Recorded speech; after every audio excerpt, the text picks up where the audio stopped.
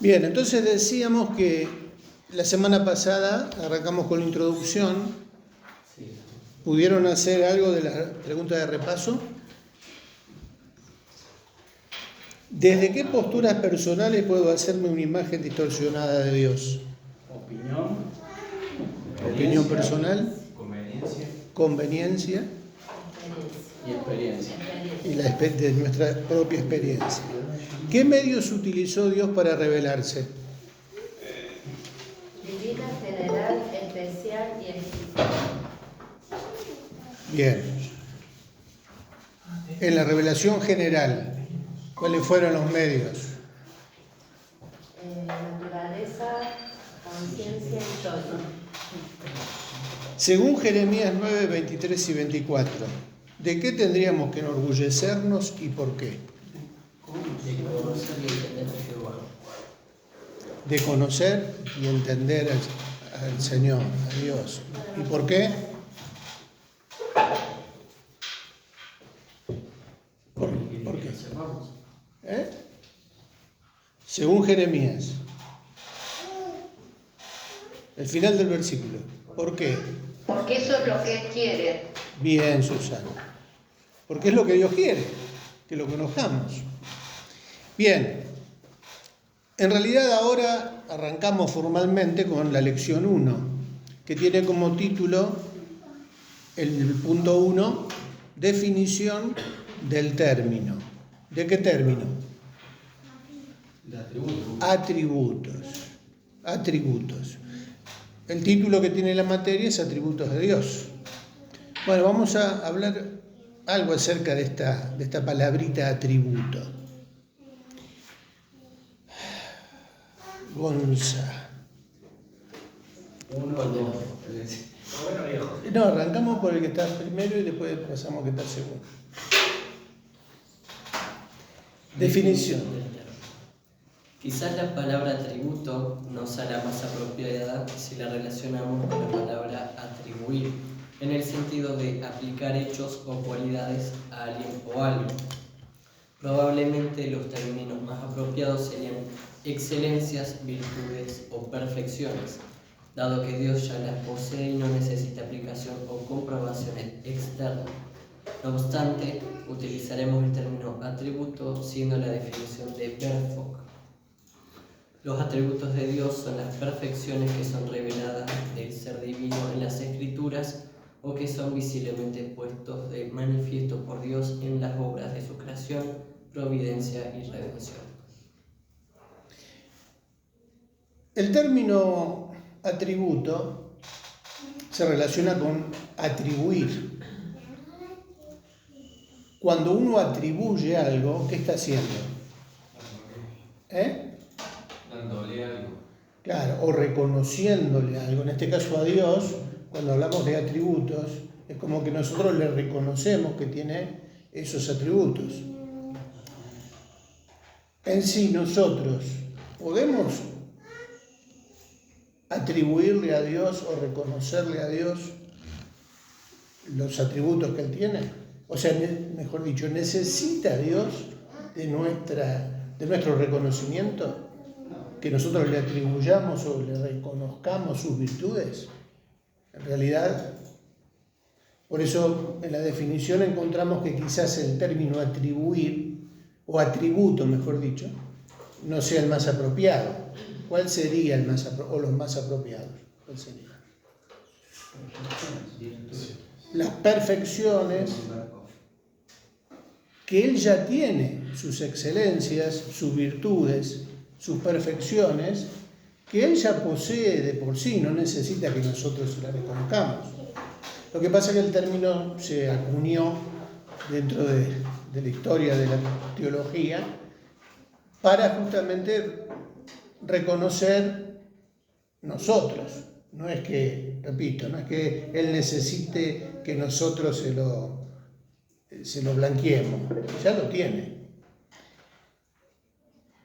Y ahí dice Berkhoff, los atributos de Dios son las perfecciones que son reveladas del ser divino en las Escrituras, o que son visiblemente puestos de manifiesto por Dios en las obras de su creación, providencia redención. ¿Dónde encontramos esos atributos, esas perfecciones de Dios? ¿En dónde se revelan esos atributos? En las Escrituras. En las Escrituras. Por eso decimos siempre que nuestra base de información es la Biblia. En el punto 2 tenemos como título clasificación.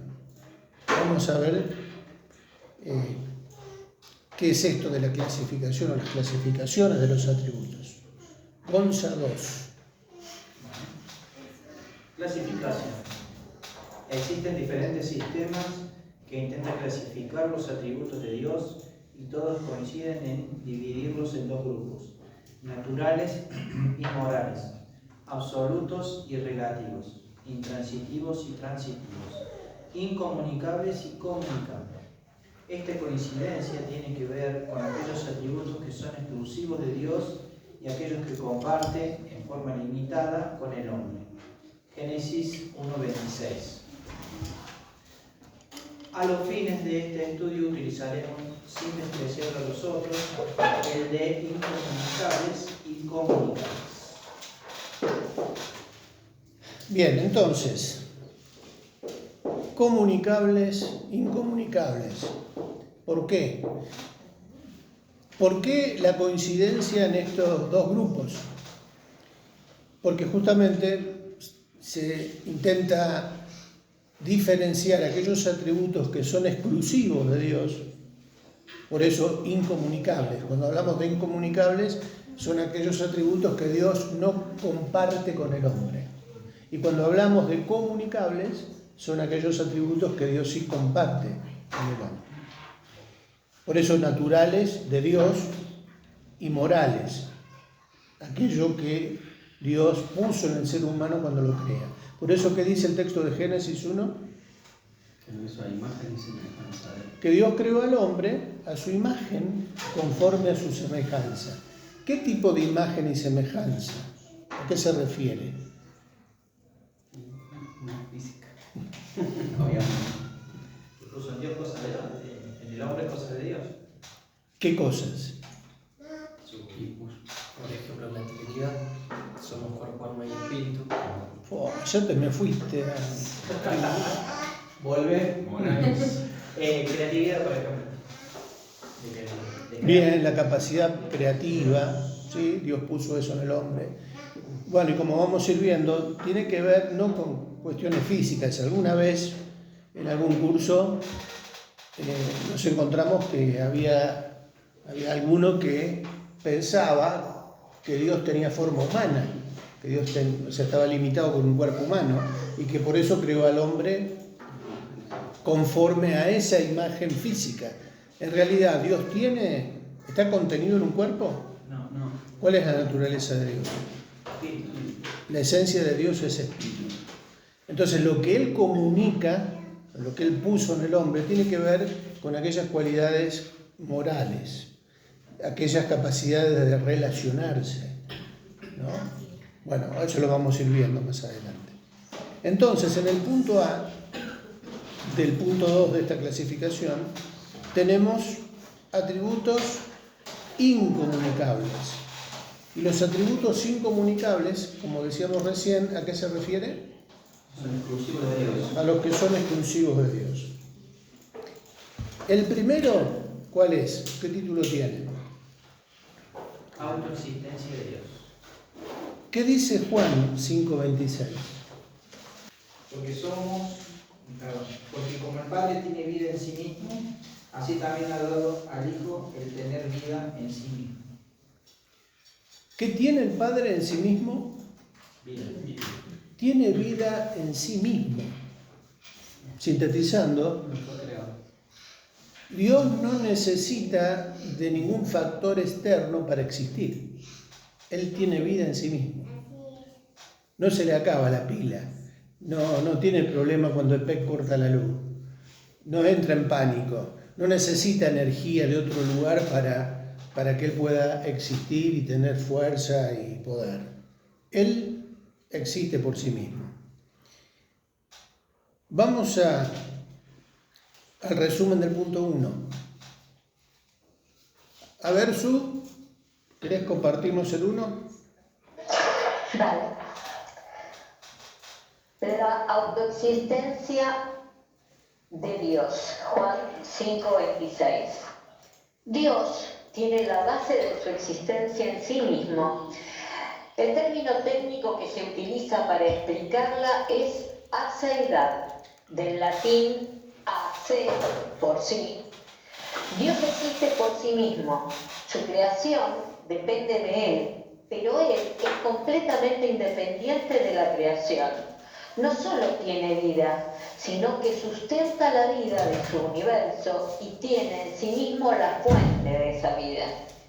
Esto hace de la independencia de la vida una cualidad distintiva de la deidad. En toda la Escritura, Dios se revela como la fuente de todo lo que existe, animado e inanimado, creador y dador de vida, el único que tiene vida en sí mismo. Diccionario Certeza, Bíblico Certeza. Dios es totalmente independiente de todo.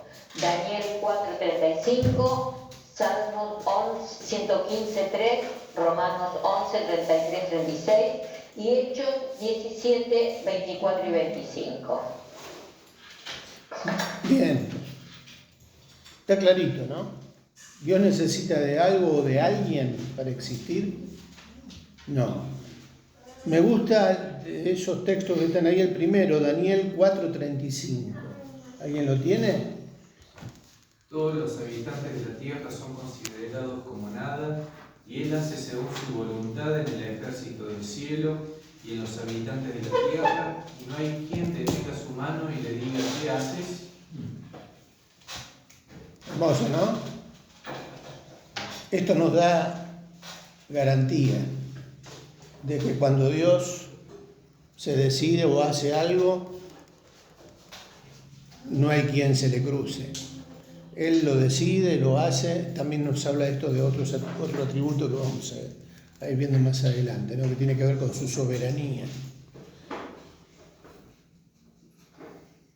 Hechos 17, el último de la lista. Hechos 17, 24 y 25 también está lindo.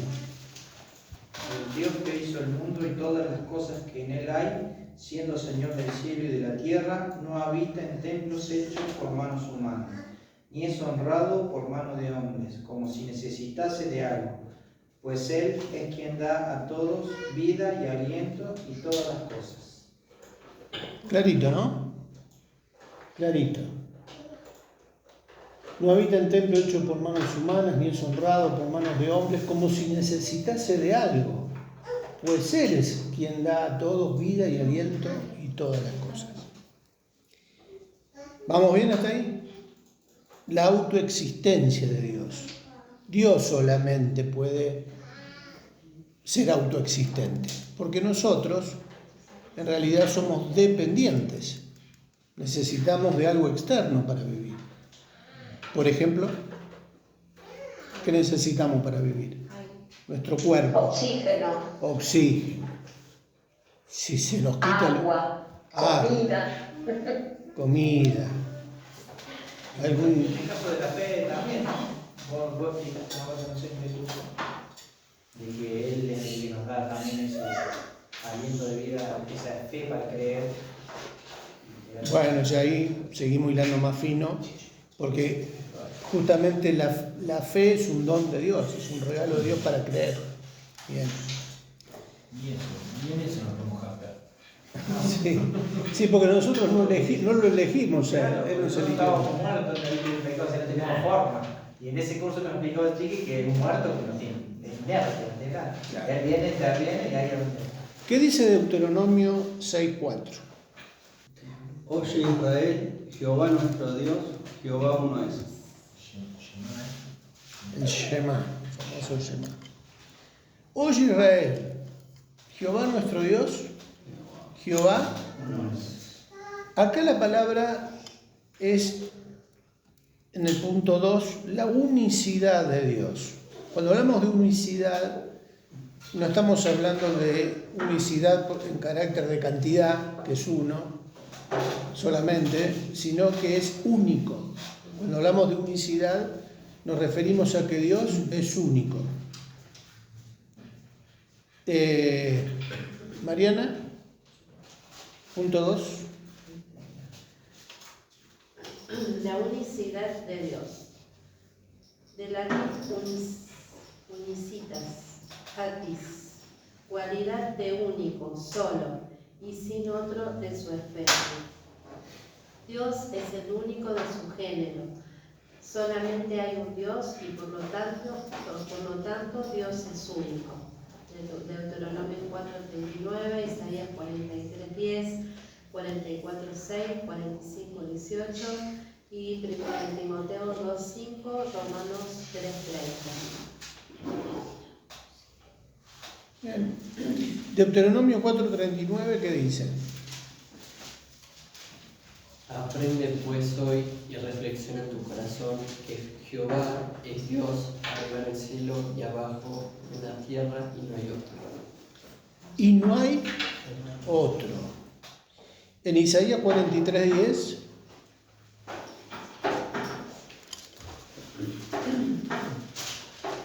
Vosotros sois mis testigos, dice Jehová, mi siervo que yo escogí, para que me conozcáis y creáis y entendáis que yo mismo soy. Antes de mí no fue formado Dios, ni lo será después de mí. antes de mí no fue formado Dios, ni lo será después de mí. Y esto nos habla de que justamente Dios es único. Ahora, ¿por qué en la Biblia aparecen otros dioses? Cuando aparecen otros dioses, ¿a qué se está refiriendo el texto? Porque ahí vemos en la historia de la Biblia que cada pueblo tenía su Dios, ¿no? O sus dioses, mejor dicho. Entonces, ¿de dónde salieron esos otros dioses? Invento nuestro. Son ídolos, pero ¿de dónde salieron? El hombre de una deformación.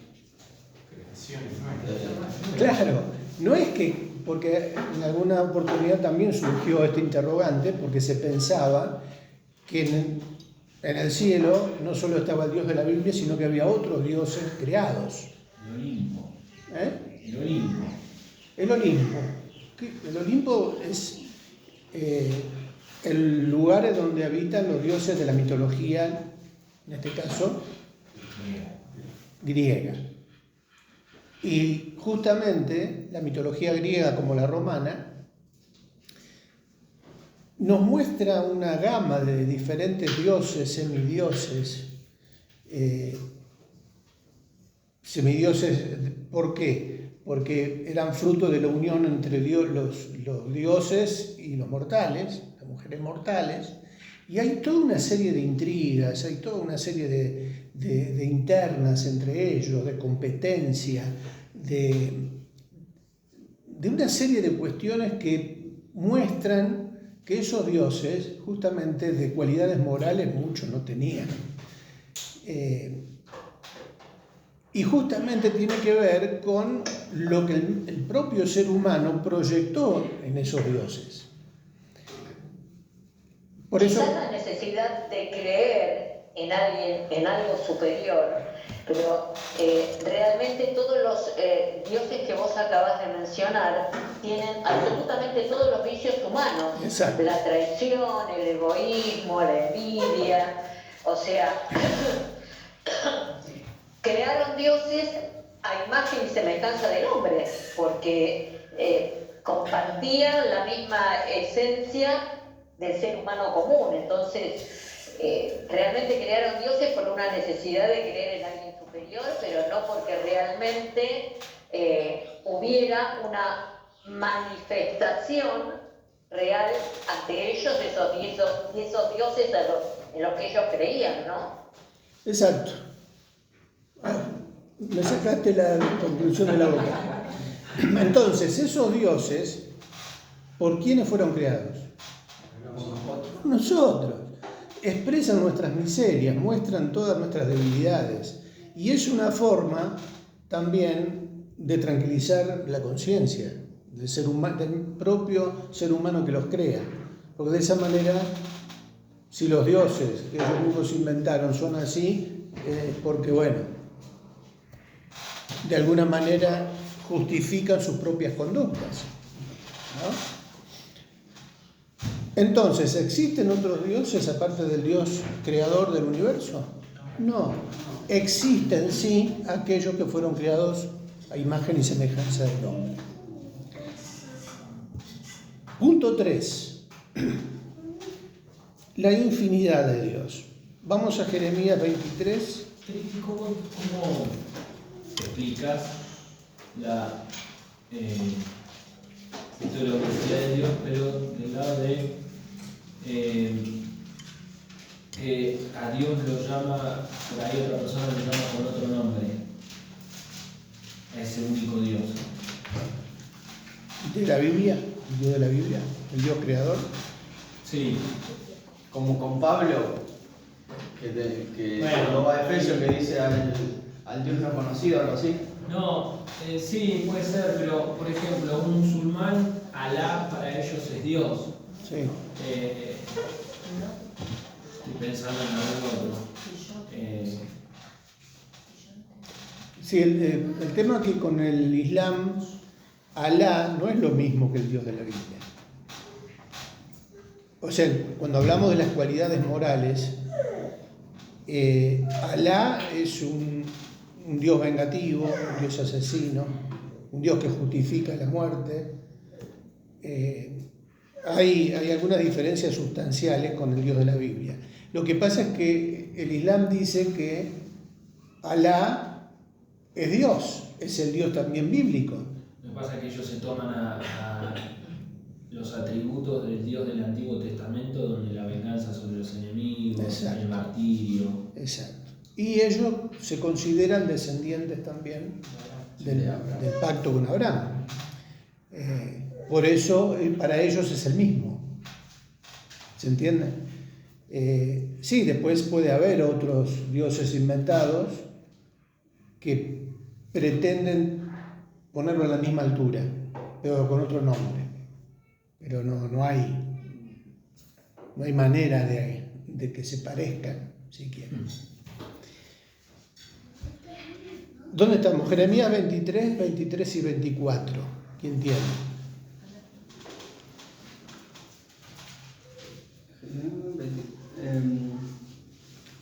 Soy yo Dios de cerca solamente, dice Jehová, y no Dios desde muy lejos. ¿Se ocultará alguno, dice Jehová, en escondrijos que yo no lo vea? ¿No lleno yo, dice Jehová, el cielo y la tierra? ¿Y Primero de Reyes 8, 27? Pero es verdad que Dios morará sobre la tierra. He aquí que los cielos de los cielos no te pueden contener, cuanto menos esta casa que yo he edificado. Dios llena el universo. ¿Nos podemos esconder de Dios? ¿Puede haber algún lugar a donde Dios no pueda llegar? El punto acá habla de la infinidad. ¿Puede una casa contener a Dios? ¿Se puede poner a Dios dentro de una habitación? Sí, Dios lo llena todo. ¿Qué dice Dana? El punto 3, la infinidad de Dios. La infinidad de Dios. Dios llena el universo y no tiene límites. La infinidad de Dios define también sus atributos. A. La infinidad de Dios en el espacio se expresa en su omnipresencia. B. La infinidad de Dios en el tiempo se expresa en su eternidad. C. La infinidad de Dios en cuanto a su conocimiento se expresa en su omnisciencia. D. La infinidad de Dios en cuanto a su poder se expresa en su omnipotencia. Sería un error asociar la infinidad de Dios con el panteísmo, creencia que sostiene que Dios está en todo lo creado. Las cosas creadas no son parte o esencia de Dios. Dios es incontenible. Normalmente cuando se escucha hablar de los atributos de Dios, se resumen en estos últimos que acabamos de leer, como si fueran 4 o 5 atributos que engloba todo. Pero en realidad se está refiriendo al atributo de la infinidad. Dios es infinito y como decimos hoy cuando hablamos en cuanto a esto del espacio, Dios es no omni con B corta, es omni, O-M-N-I, omni, o sea, está presente en todas partes, al mismo tiempo. Está presente en todas partes, es una cosa loca. No es loca, digo, no es loco. Pero nuestra mente lo puede entender. ¿Por qué? Porque nosotros somos limitados. Dios sí puede estar presente en todas partes al mismo tiempo. Cuando hablamos de su infinitud o su infinidad en cuanto a tiempo, decimos que Dios es eterno. En cuanto a conocimiento, omnisciente. En cuanto a poder, la última frase de este punto dice que sería un error asociar la infinidad de Dios con el panteísmo. Tendríamos que hacer un estudio justamente de diferentes religiones y sectas y doctrinas que ellos sostienen.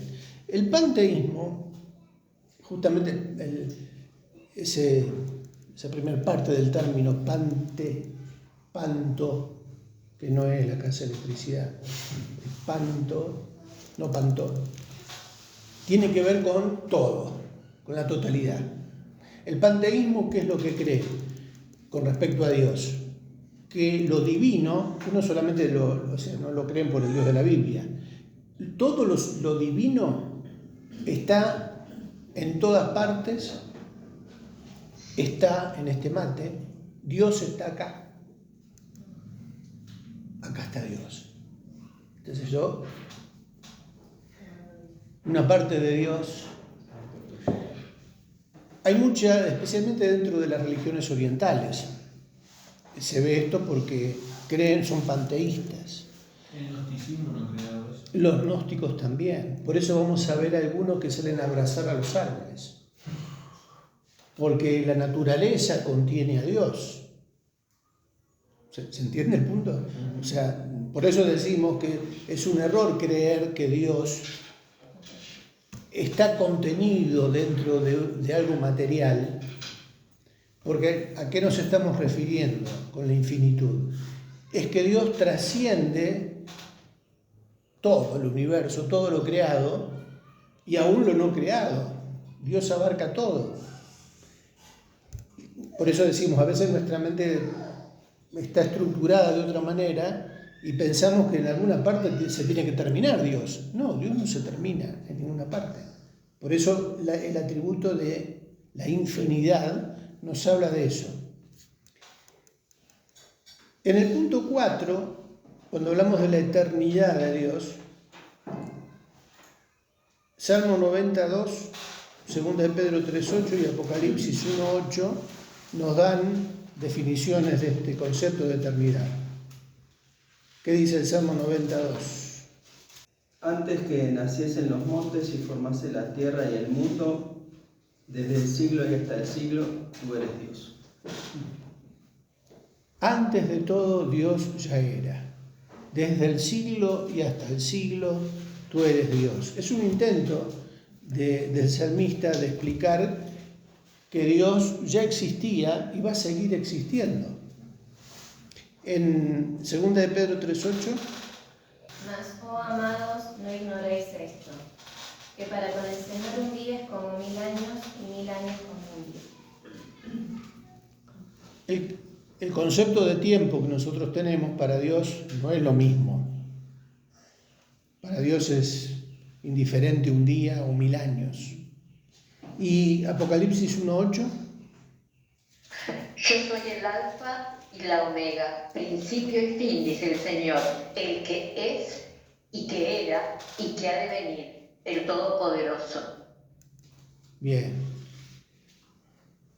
Jesús está diciendo que Él existía antes de la creación. Él inclusive participó en la creación. Aparece en la historia, Pero también, después de que Él se fue, nos encontramos que la palabra nos dice que Él asegura que va a venir y que Él también mismo va a seguir existiendo. Jesús no tuvo un principio en la historia. Jesús es coeterno con el Padre porque Jesús es Dios, ¿no? Ahí es donde entramos a hablar de Trinidad, ¿no? Más claro que eso, que es Dios, imposible. Claro.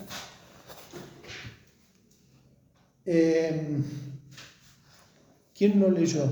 Estaba pensando, Ricardo, de que cuando Jesús se encarnó, se autolimitó él solo en los atributos. ¿Sí? ¿No? De decir, estaba en un lugar, pero sabía lo que pasaba, ¿no? Claro. Y dice que no tenía necesidad que nadie le diga lo que había en el corazón del hombre. Y eso solo Dios puede dar. Y sí. Y él también.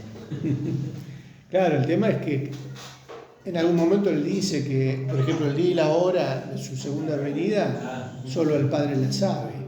Pero, ¿por qué? Porque es cierto, Él se autolimitó y se despojó a sí mismo. Se despojó a sí mismo. Es tan profundo todo, ¿no? Porque tranquilamente. Nos metemos en otras materias, pero esto está bueno que lo reafirmemos, porque, por ejemplo, cuando vamos a Trinidad, si no conocemos los atributos de Dios, es imposible entenderla. Bueno, ya es imposible entenderla aunque sepamos atributos de Dios.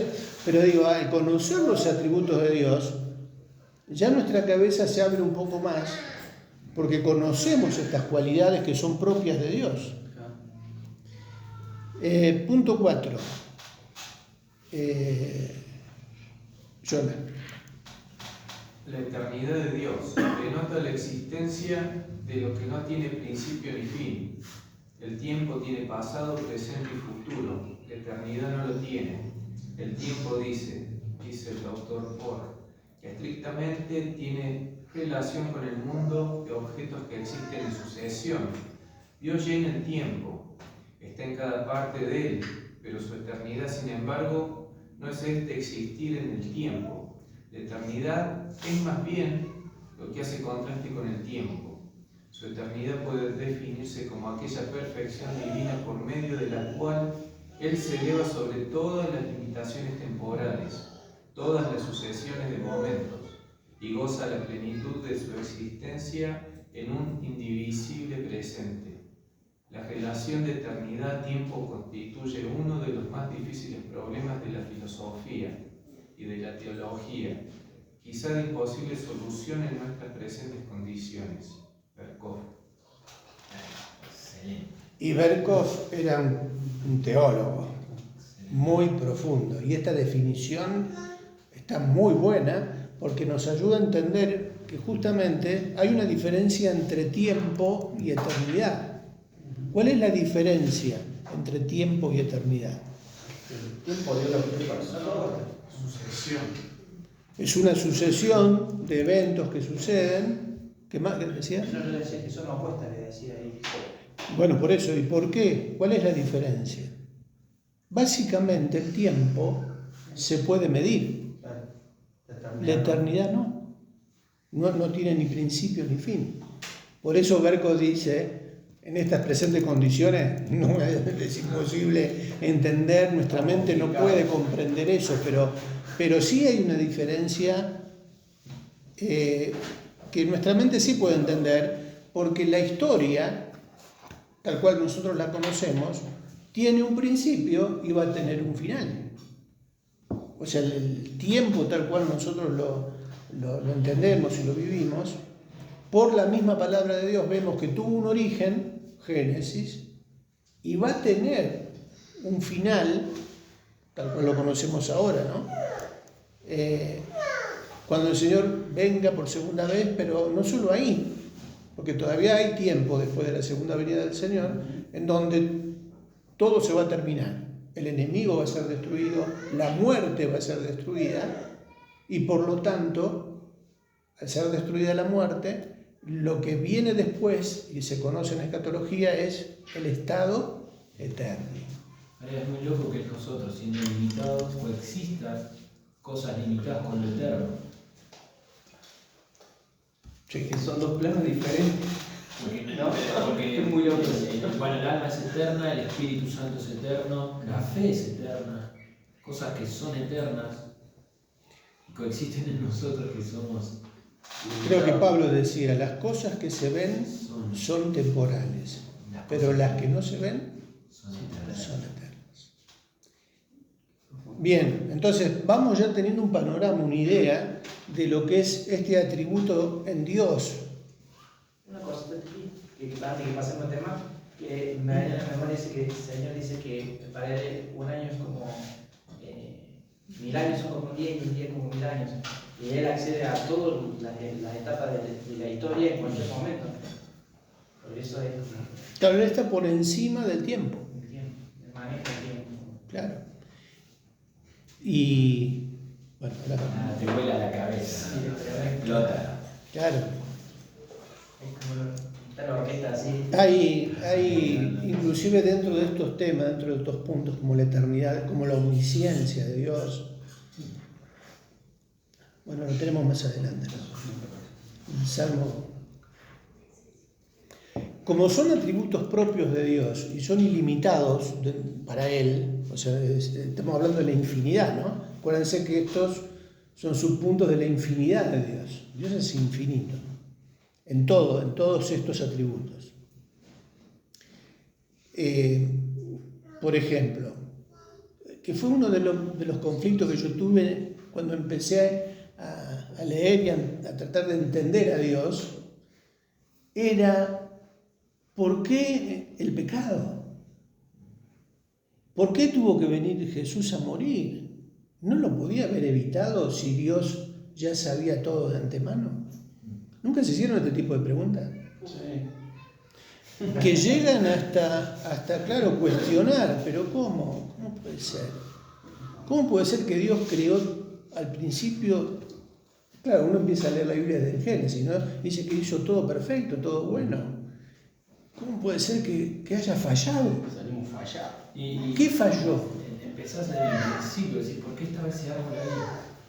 Si no Porque en estaba. su perfección nos dio libre albedrío y la decisión del pecado fue nuestra. No es que nacimos con eso, Claro. fue una decisión tomada por el hombre.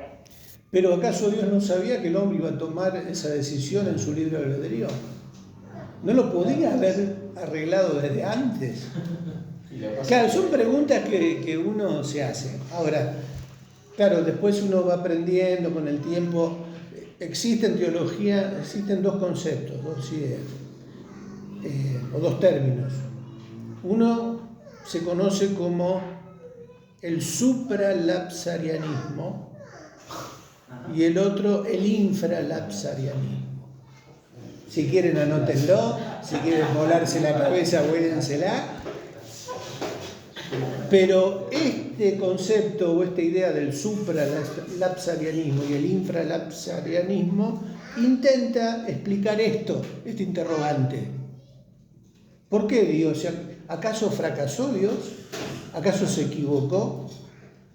¿Acaso Dios tuvo que improvisar el plan de salvación para que Jesús pueda venir, encarnarse y traer la salvación al hombre que pecó?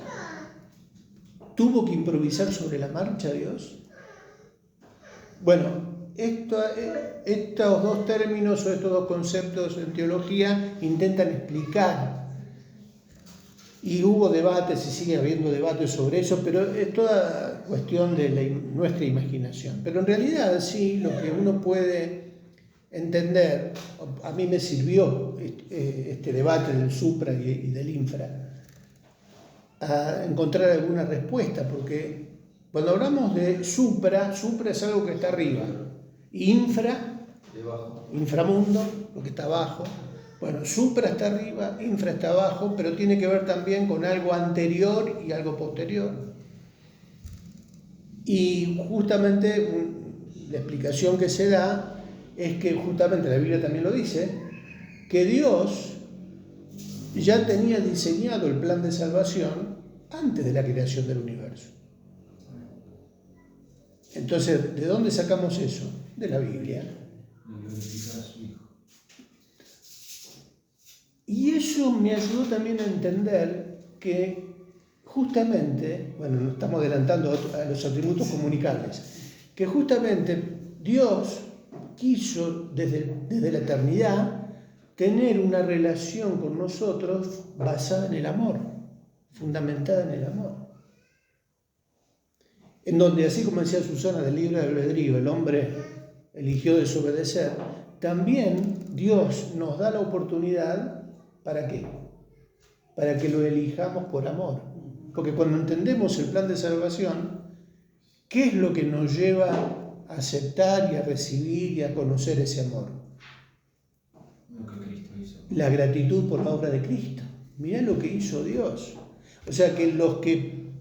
Ya estamos terminando el curso. Que lo que Dios desea es que nosotros pasemos una eternidad con Él, pero no obligados por el miedo al infierno, sino que sea una elección libre basada en el amor que Dios nos mostró.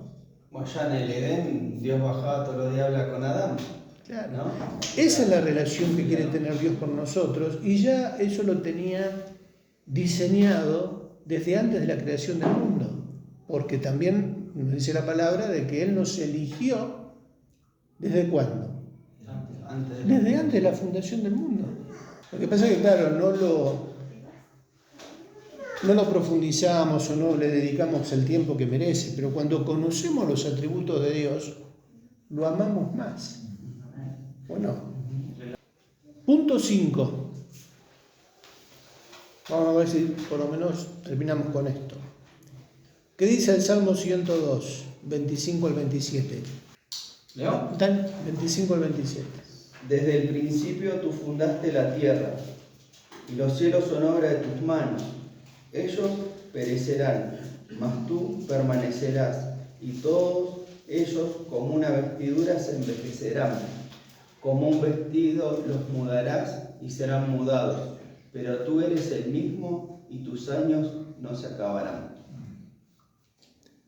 Tú eres el mismo. ¿Qué título tiene este atributo?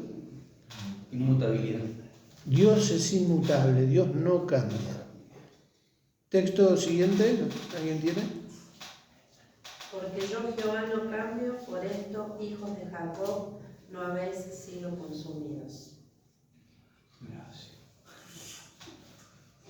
Si Dios hubiese cambiado de opinión en base a cómo el pueblo de Dios quebraba los pactos constantemente, haría siglos que hubiera desaparecido el pueblo de Israel. Pero como Dios no cambia y se mantiene fiel a su promesa, no fue liquidado. Y nosotros...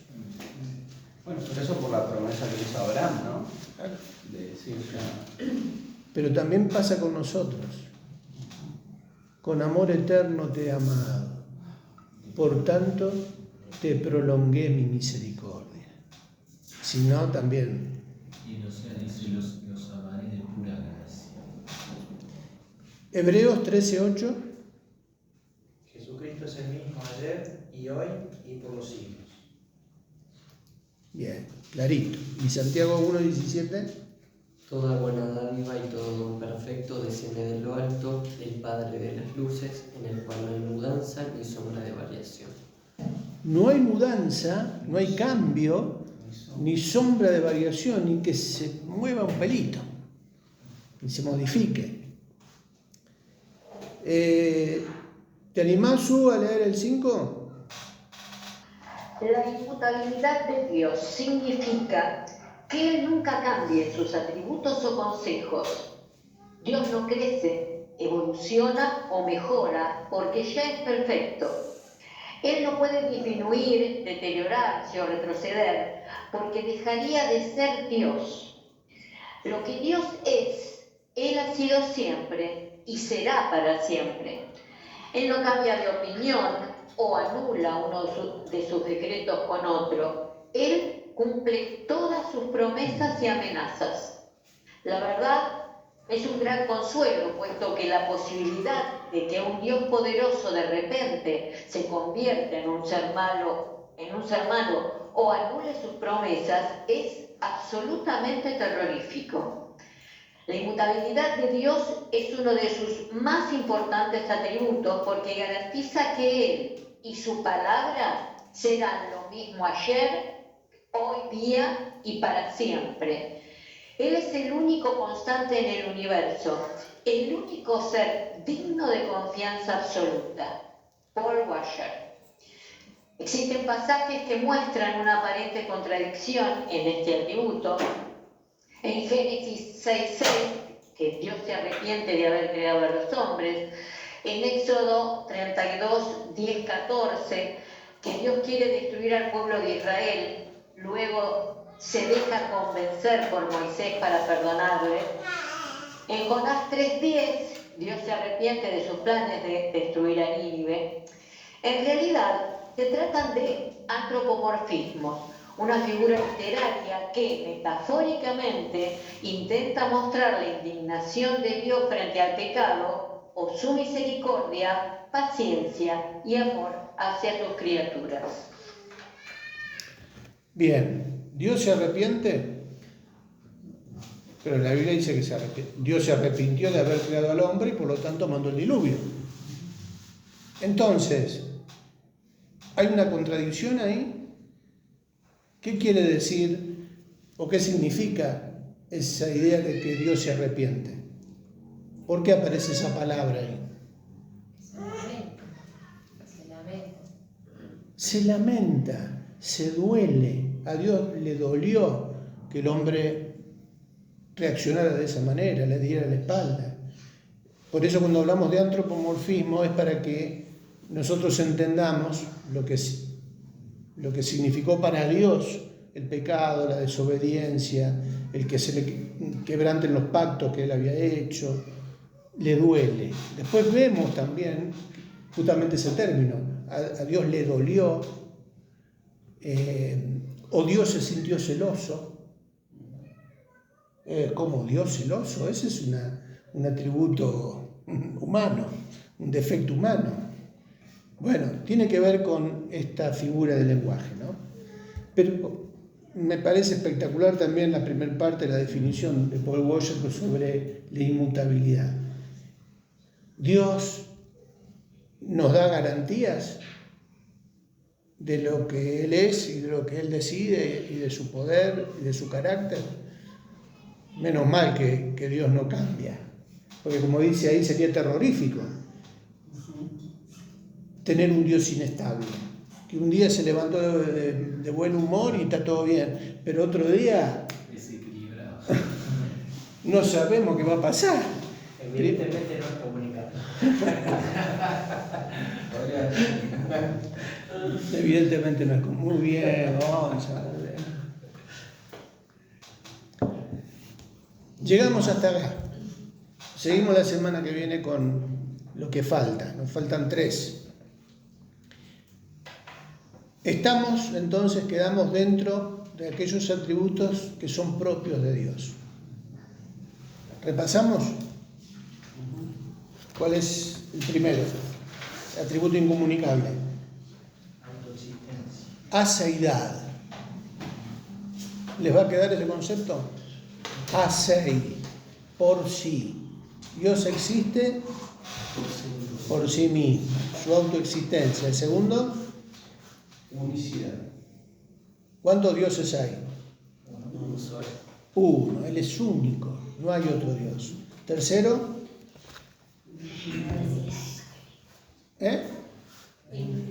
la infinidad de Dios. Y ahí es donde recién ahí entran omnipresencia, omnisciencia, omnipotencia, eternidad, porque habla de algo que no tiene límite, es infinito.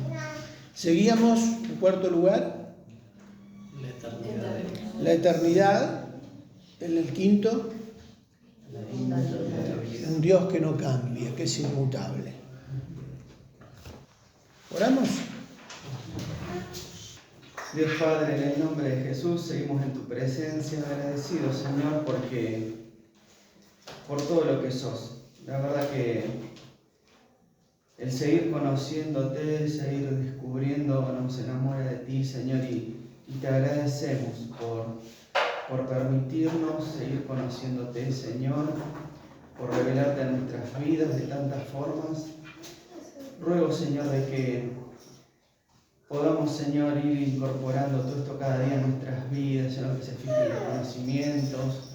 Bendecimos la vida de Ricardo, Señor, y que le sigas dando de ti para poder comunicarse a tu pueblo, Señor, en el nombre de Jesús. Te ruego, Señor, que bendigas a Ricardo, Señor, y que también nos acompañes a casa, Señor, a cada uno de nosotros, y bendigas el grupo que viene, Señor. En el nombre de Jesús te lo pido, Padre. Amén. Amén. Amén.